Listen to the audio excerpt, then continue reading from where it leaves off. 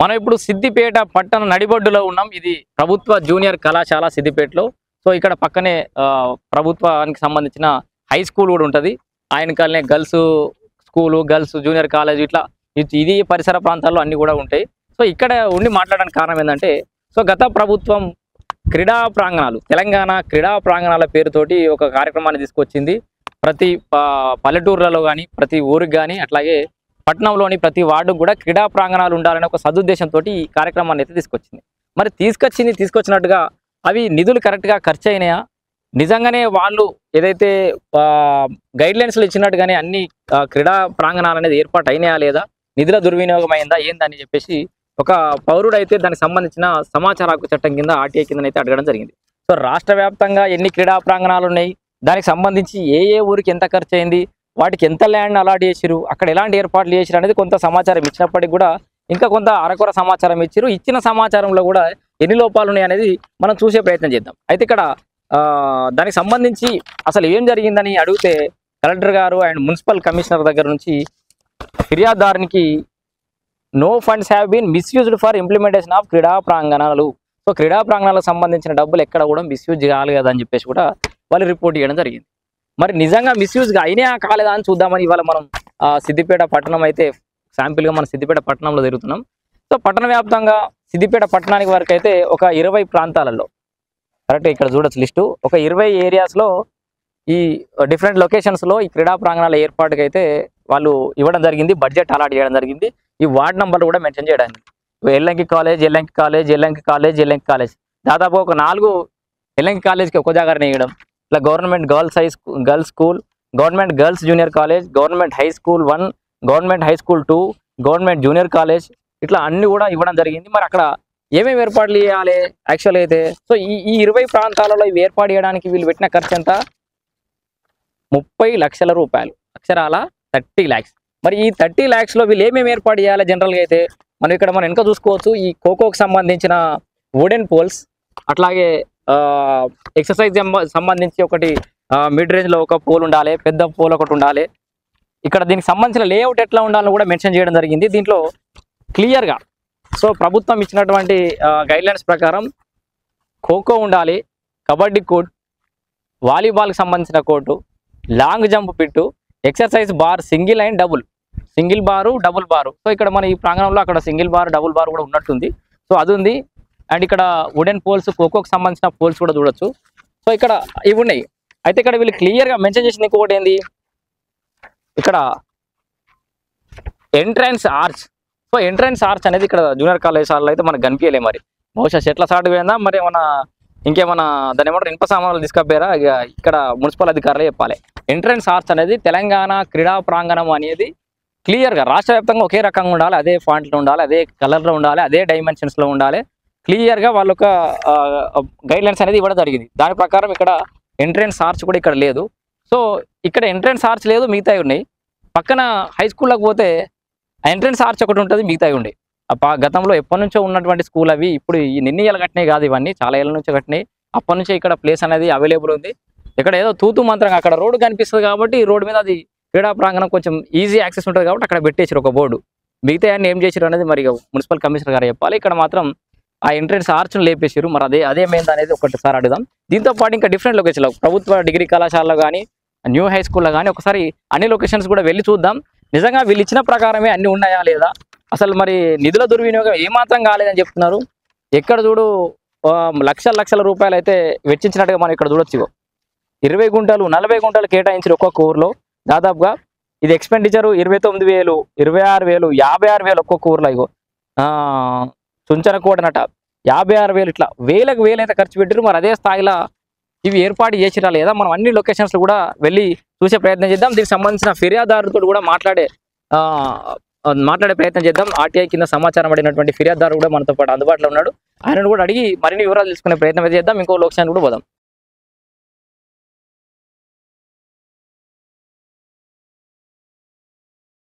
So చూసారు కదా ఇప్పటిదాకా అక్కడ జూనియర్ కాలేజీలోనేమో బోర్డు లేదు, మిగతా కొన్ని ఏదో నామకే వాస్తు కొన్ని పోల్స్ అనేది వేయడం జరిగింది.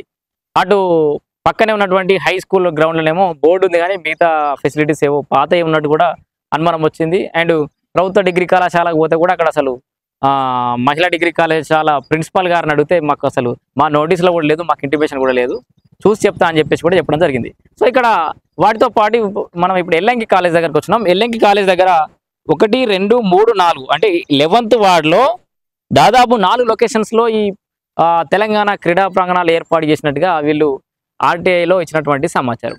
మనం ఇప్పుడు గ్రౌండ్ అంతా తిరిగి వచ్చినాం. 4 లొకేషన్లలో ఆ పోల్స్ ఎన్ని కొంచెం కౌంట్ చేసుకుంటే అటు ఇటుగా 4 లొకేషన్స్ ఉండొచ్చు, లేకపోవచ్చు. కానీ నువ్వు 4 లొకేషన్స్కు అలాట్ చేసినావు అంటే 4 క్రీడా ప్రాంగణాలకు సంబంధించిన బోర్డులు ఉండాలి. సో ఈ తెలంగాణ క్రీడా ప్రాంగణాలు అని చెప్పేసి కూడా 4 బోర్డులు దేని దానికి అలాట్ చేయాలి. ఇక్కడ సిద్దిపేట ఈ తెలంగాణ క్రీడా ప్రాంగణాలు ఏర్పాటు చేసిందే ఆయా వార్డులలో ఉన్నటువంటి యువతకి ఆటలు ఆడుకోవడానికి సదుపాయం కల్పించాలి వాళ్ళకి. మరి ఒక్కటిసారి ఇక్కడ ఈ 11th వార్డులో ఉన్న వాళ్ళకే 4 క్రీడా ప్రాంగణాల పోనీ వాళ్ళందరూ వచ్చి ఇక్కడనే టైం స్పెండ్ చేయాలా? ఎంత దూరం ఉంది ఇది? ఇండ్ల సముదాయాలకు చాలా దూరంగా ఎల్లంకి కాలేజ్ ప్రాంగణంలో 4 లొకేషన్లు ఇచ్చారు. సో వాళ్ళు ఆడుకోవడానికి వచ్చినట్టు ఉంటుంది, అలసిపోవడానికి వచ్చినట్టు ఉంటుంది ఇంత దూరం. సో ఇట్లా క్రీడా ప్రాంగణాల పేరుతోటి ఇష్టం వచ్చినట్టు రాజకీయ క్రీడ అన్నట్టుగా కూడా మనం చెప్పుకోవచ్చు. సో దీనికి సంబంధించి అసలు ఏం జరిగింది, ఆర్టీఐ కింద ఎలాంటి సమాచారం తీసుకున్నారో దీనికి సంబంధించిన ఆర్టీఐకి సంబంధించిన ఫిర్యాదుదారుడు మనతో పాటు ఉన్నారు. వాళ్ళందరూ కూడా అడిగి మరిన్ని వివరాలు తెలుసుకునే ప్రయత్నం అయితే చేద్దాం. సో ఇట్లా రండి. సో ఇక్కడ పెద్ద ఎత్తున ఒక్క సిద్దిపేట మున్సిపల్లోనే దాదాపు 30 లక్షల రూపాయలను దుర్వినియోగం చేసినట్టు కనబడుతుంది. మరి మనం ఇంకా ఏ ఇన్స్టిట్యూషన్లో కూడా వాళ్ళు పర్మిషన్ కూడా తీసుకున్నట్టు కూడా తెలుస్తలేదు మనకు. ఇటు ఎల్లంకి కాలేజ్ దగ్గర కానీ, గౌడ్ డిగ్రీ కాలేజ్ కానీ, జూనియర్ కాలేజ్ కానీ, హై స్కూల్ కానీ, ఇట్లా మరి అన్ని లొకేషన్స్లో వీళ్ళు పర్మిషన్ తీసుకున్నారా లేదా అనేది అయితే మనం ఆ ప్రయత్నం కూడా చేద్దాం. ముందుగా పర్మిషన్ కంటే ముందు ఎట్లా నిధుల దుర్వినియోగం చేసారో కూడా తెలుసుకునే ప్రయత్నం చేద్దాం. సో చెప్పండి ప్రవీణ్ గారు, అసలు ఏంది ఇదంతా, ఇంత పెద్ద ఫైల్ తయారు చేసినావు? ఇది నిజంగా వాళ్ళు కూడా ఏదో ఇచ్చినట్టు కదా, అసలు మిస్యూజ్ కాలేదు, చాలా అద్భుతంగా వీళ్ళని ఖర్చు పెట్టినామని. 2022-23లో గత ప్రభుత్వం సార్ అది క్రీడా ప్రాంగణాలు అనే ఒక ప్రోగ్రామ్ చేపట్టారు. యాక్చువల్లీ దీని ఇంటెన్షన్ ఏంటంటే గ్రామీణ యువత ఎవరైతే ఉన్నారో, టౌన్లలో ఎవరైతే ఉన్నారో ఆ యువతను స్పోర్ట్స్ వాళ్ళ స్పోర్ట్స్ పై ఆసక్తి చూపించి ఏ స్పోర్ట్స్ అయితే ఎవరికైతే ఇష్టం ఉంటుందో దాని మీద వాళ్ళు బాగా ఆసక్తి చూపిస్తే దానివల్ల తెలంగాణకే పేరు రావాలి. వాళ్ళు ఏ ఊర్లో ప్రతి ఊరికి ఒక్క క్రీడాకారుడు కూడా ఒక ఆటలో మెరిట్ అయింది అనుకో, దాన్ని వాళ్ళని అలా సెలెక్ట్ చేసి స్టేట్ లెవెల్లో ఆడించాలనేది యాక్చువల్గా ఈ పథకం ఉద్దేశం. కానీ వీళ్ళు ఏం చేశారు అంటే ఈ పథకాన్ని నిర్వీర్యం చేసి గ్రామీణ ఎవరైతే యువత ఉంటారో గ్రామీణ ప్రాంతాల్లో వాళ్ళ భవిష్యత్తును స్పోర్ట్స్ పరంగా వాళ్ళ భవిష్యత్తును కూడా నిర్వీర్యం చేశారు. యాక్చువల్లీ దీనికి మన సిద్దిపేట పట్టణానికి వస్తే దీనిపై నేను అనుమానం వచ్చింది. ఎందుకంటే ఎక్కడైనా చూస్తే ఓన్లీ క్రీడా ప్రాంగణాలని బోర్డులు ఉన్నాయి. అసలు క్రీడా ప్రాంగణం అంటే ఏంది అది ఫస్ట్ నాకు కూడా తెలియాలి. అయితే నేను దీనిపై ఆర్టీఐ వేసాను. ఆర్టీఐ వేస్తే ఏమైంది అంటే దీనిపై ఒక క్రీడా ప్రాంగణం నిర్మించడానికి ఏంటంటే kho kho, kabaddi, volleyball, long jump pit, exercise bars, single ball and double ball ఇవన్నీ పెట్టి దాని చుట్టూ ప్లాంటేషన్ చేయాలి. ఏదైతే ఉంటుందో దానికి చుట్టూ ప్లాంటేషన్ చేయాలి. దానికి సంబంధించిన మ్యాప్ కూడా గవర్నమెంట్ సర్క్యులర్ ప్రకారం క్లియర్ గా ఇచ్చారు. కానీ మన సిద్దిపేట మున్సిపాలిటీ వాళ్ళు ఏం చేశారంటే దీనికి సుమారు 30 లక్షల రూపాయలు ఖర్చు పెట్టి ఓన్లీ 20 క్రీడా ప్రాంగణాలు ఏర్పాటు చేశారు. యాక్చువల్లీ దీని ఉద్దేశం ఏంది, ఫర్ ఎగ్జాంపుల్ మనకు 43 వార్డులు ఉంటే ఈ 20 క్రీడా ప్రాంగణాలు కనీసం 20 వార్డులలోనన్నా ఇంప్లిమెంట్ చేయాలి. కానీ వీళ్ళు ఏం చేసిరు, ఎవరైతే వీళ్ళకు దగ్గరగా ఉండే కౌన్సిలర్స్ కానీ ఎవరైనా ఉంటారో వాళ్ళకి ఒక్కొక్క వార్డులో 4, ఒక్కొక్క వార్డులో 3, ఒక్కొక్క వార్డులో 2 ప్రభుత్వ డిగ్రీ కాలేజ్లో సిద్దిపేట ప్రభుత్వ డిగ్రీ కాలేజ్లో 2 యూనిట్స్ శాంక్షన్ చేశారు క్రీడా ప్రాంగణాలకు. కానీ అక్కడ ఓన్లీ ఒకటే బోర్డు మాత్రమే కనిపిస్తుంది. అక్కడ ఉన్న ఓన్లీ ఒక వాలీబాల్ సంబంధించిన మౌలిక వసతులు అవి కాలేజీ వాళ్ళే అమర్చుకున్నారని వాళ్ళే చెప్తున్నారు. సో ఇలా ప్రతి దాంట్లో ఒక్కొక్క యూనిట్కి సుమారు 1,00,000-1,50,000 ఖర్చు చేశారు. కానీ అక్కడ మాత్రం ఓన్లీ ఒక బోర్డు మాత్రమే ఉంది. ఎల్లంకి కాలేజ్ వరకు వస్తే ఎల్లంకి కాలేజ్ ఒక్కటే దగ్గర 4 యూనిట్లు అమర్చినారు. ఈ 4 యూనిట్లు అమర్చడానికి కనీసం 5 నుంచి 6 లక్షల ఖర్చు చేశారు. కానీ ఇక్కడ మాత్రం ఎలాంటి మౌలిక వసతులు లేవు. కనీసం ఇక్కడ మాత్రం బోర్డు కూడా లేదు. ఇక్కడ ఇలా గవర్నమెంట్ గర్ల్స్ స్కూల్ అని ఉంది. అక్కడ గవర్నమెంట్ స్కూల్ దగ్గర కూడా ఎలాంటి క్రీడా ప్రాంగణం బోర్డు లేదు. అక్కడ ఈ క్రీడలకు సంబంధించి మౌలిక వసతులు కూడా లేదు. అక్కడ ఓన్లీ స్కూల్కి సంబంధించిన ప్లే గ్రౌండ్ మాత్రమే ఉన్నది. ఇలా ప్రతి దాంట్లో ప్రతి శాఖలో సిద్దిపేట మున్సిపల్ వాళ్ళు పూర్తిగా అవినీతికి పాల్పడుతూ నిధుల దుర్వినియోగం చేశారు. దీనిపై ఎట్లా అలర్ట్ చేశారు, ఎవరికి అలర్ట్ చేశారు, ఎవరు చేసినారు ఈ పనులన్నీ? ఇవన్నీ అడిగితే మాకు మాత్రము సిద్దిపేట ఇంజనీరింగ్ సెక్షన్ నుంచే మాకు ఇన్ఫర్మేషన్ వచ్చింది, వాళ్ళే చేశామని చెప్పారు. అయితే ఇలాంటి వాటిపై ఆల్రెడీ క్రీడా ప్రాంగణాల పేరు చెప్పి 30 లక్షల రూపాయలు దుర్వినియోగం అయ్యాయని మేము కలెక్టర్ గారికి కంప్లైంట్ చేశాము. ఆ కంప్లైంట్ చేసిన తేదీ 15వ తేదీ జూలైలో చేశాం. ఏమంటారు కలెక్టర్ గారు కానీ కలెక్టర్ గారికి అక్కడ నాకు స్టేటస్ ఏం చూపిస్తుందంటే ఈ క్రీడా ప్రాంగణాల్లో మాత్రం ఎలాంటి నిధులు దుర్వినియోగం కాలేదు, మేము మళ్ళీ ఈ 20 కాకుండా ఇంకో 10 కూడా వేరే డిఫరెంట్ ప్లేసెస్లో ఇంప్లిమెంట్ చేశాము, కొన్ని పట్టణ ప్రగతి నిధుల నుంచి చేశామని అన్నారు. కానీ ఉన్న 20 కరెక్ట్ ఎక్కడ లేవు, ఇంకా వీళ్ళు 10 ఎక్కడ పెట్టిరు అని చెప్పి అక్కడ నాకు కలెక్టర్ దగ్గర పోయినా కూడా పరిష్కారం కాలేదు. జస్ట్ 2 రోజులలోనే మున్సిపల్ కమిషనర్ ఏం చేస్తున్నాడంటే ఎలాంటి ఫిర్యాదు వెళ్ళినా కానీ ఓన్లీ ఆన్లైన్లో మాత్రమే ప్రాబ్లం సాల్వ్ కాకుండా సాల్వ్ అయిందని చెప్పేసి దాన్ని అక్కడనే డిస్పోజ్ చేస్తున్నాడు. కానీ మీరు ఇచ్చిన ఫిర్యాదు మీద ఏదన్నా కమిటీ చేయడం కానీ లేకపోతే ఫీల్డ్ ఇన్స్పెక్షన్ చేసి గ్రౌండ్ రిపోర్ట్ చేయడం కానీ అట్లాంటి ఏం చేయట్లేదా? డైరెక్ట్గా వాళ్ళ కంక్లూజన్కి ఎట్లా వస్తారు? ఇప్పుడు వాళ్ళు ఇచ్చిన ఏవైతే ఉన్నాయో యూనిట్స్ యథాతథంగా ఉన్నాయనే కంక్లూజన్కి వాళ్ళు ఎట్లా వస్తున్నారు? సార్ ఎలాంటి ఇన్స్పెక్షన్ చేయకుండా ఎలాంటి ఫీల్డ్ ఎంక్వైరీ చేయకుండా పోనీ ఈ శాఖ కాకుండా వేరే శాఖ వాళ్ళకు కూడా మేడం కూడా ఏం ఎంక్వైరీ చేయమని చెప్పకుండా నేను 15వ తారీఖు దీనిపై ఫిర్యాదు చేస్తే వాళ్ళు 17వ తారీఖు జస్ట్ సింపుల్గా ఎలాంటి నిధులు దుర్వినియోగం కాలేదని చెప్పి ఈ కంప్లైంట్ క్లోజ్ చేసి పడేసారు వాళ్ళు. ఇంత నిర్లక్ష్యం అంటే ఈ ఒక్కటే దాంట్లో కాకుండా ఏదైనా మున్సిపల్ శాఖ మున్సిపల్ కమిషనర్ గారు ఎలాంటి ఫిర్యాదు ఇచ్చినా కానీ ఖాళీ నామవాస్తంగా నామకే వాస్తే ఓన్లీ వాళ్ళకు మేడం ఎన్ని ఫిర్యాదులు వచ్చాయి, ఎన్ని ఫిర్యాదులు క్లోజ్ చేశారని అడుగుతారు. సేమ్ అది పూడ్చుకోనికి మాత్రమే కంప్లైంట్స్ ఈయన డిస్పోజ్ చేస్తుండు. కాకపోతే ఫీల్డ్ మీదకి వెళ్ళి నిజంగానే అక్కడ ప్రాబ్లం ఏదైతే ఉంటుందో దాని సొల్యూషన్ అసలు వెతకడం లేదు, దాన్ని సాల్వ్ చేయట్లేదు. జస్ట్ ఆన్లైన్ మట్టుకే నా కంప్లైంట్ డిస్పోజ్ చేశాడు.